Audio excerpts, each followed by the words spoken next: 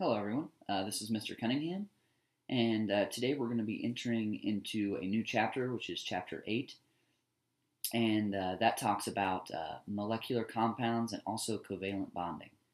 So in last chapter, we talked about ionic bonds and ionic compounds, and how those are generally solids with high melting points. Well, I'm sure you've thought of other compounds since then that actually don't have those properties and have very different properties.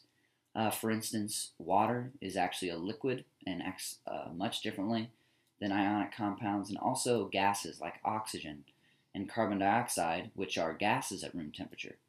And the attractions that hold these molecules together can't be explained by ionic bonding.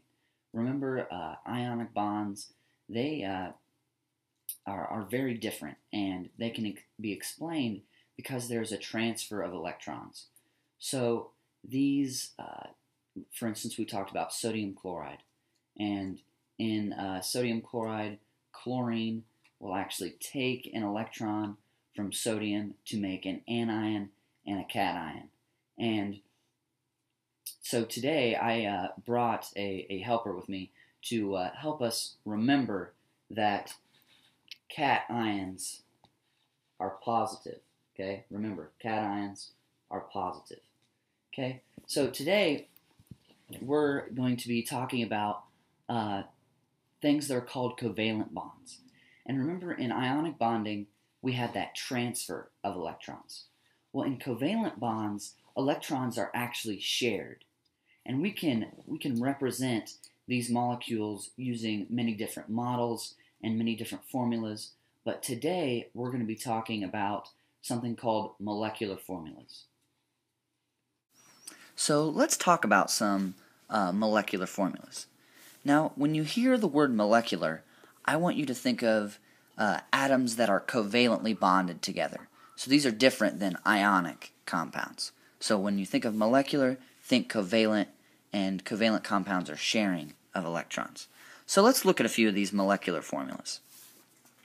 What molecular formulas tell us is actually the number of atoms that are in a compound. So for instance, CO2 is a molecular formula.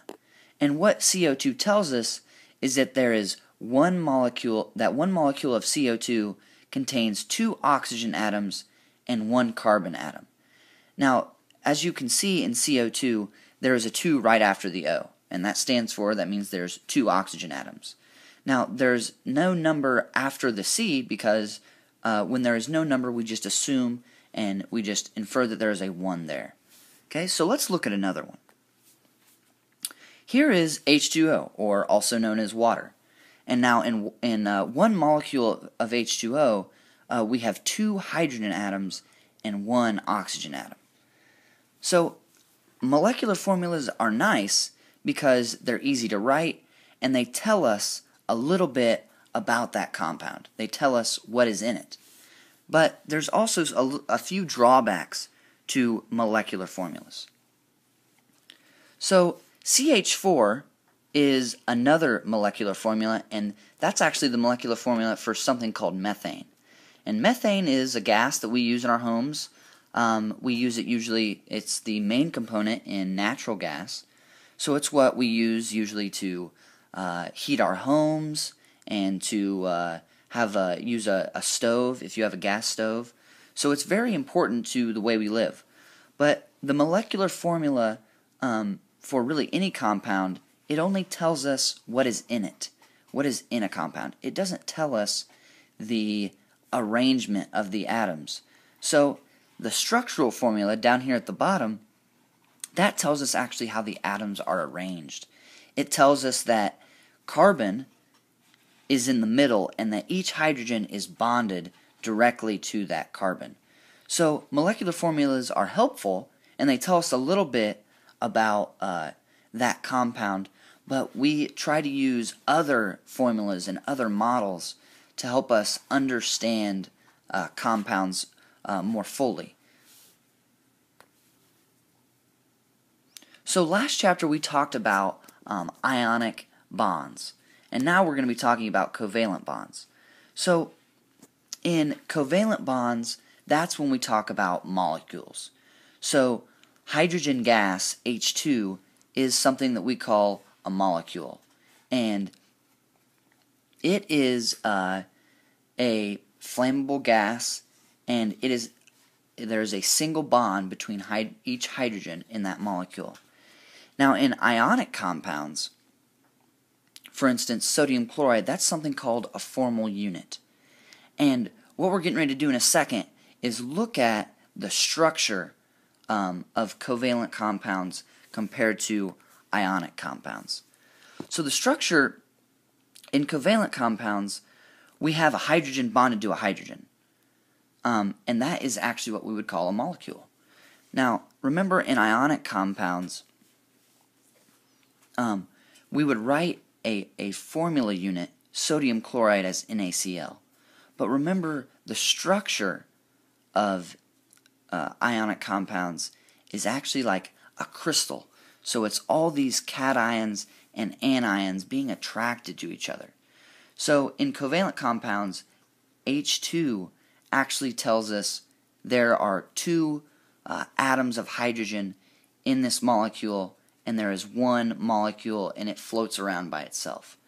Now, in ionic compounds, there's not just one sodium and one chlorine ion right next to each other. Remember, in ionic compounds, they are these crystals that are actually a bunch of these ions being attracted together.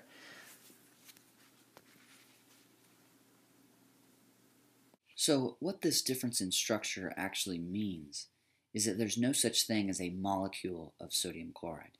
They're in that crystal lattice, and they're kind of locked in that crystal lattice. But there's actually a lot more differences between covalent and ionic compounds. Remember, in ionic compounds, we said that those bonds occurred between metals and nonmetals. In covalent compounds, these bonds actually occur between nonmetals. So two of the examples that were used today was CO2. Carbon and oxygen are two nonmetals. H2O, water, hydrogen and oxygen, that was another example. Those are two nonmetals. So covalent bonding happens between two or more nonmetals. Also, there's a difference in the phase. So remember, we said that ionic compounds were, for the most part, solids at room temperature. But covalent compounds can be solids, liquids, or gases at room temperature. So that's something that's very unique about covalent compounds. So that ends the lecture today over molecular compounds and covalent bonding. If you have any questions, I'd encourage you to write them down, and so that you can ask me the next time you see me. Thank you for listening. I'll see you in class.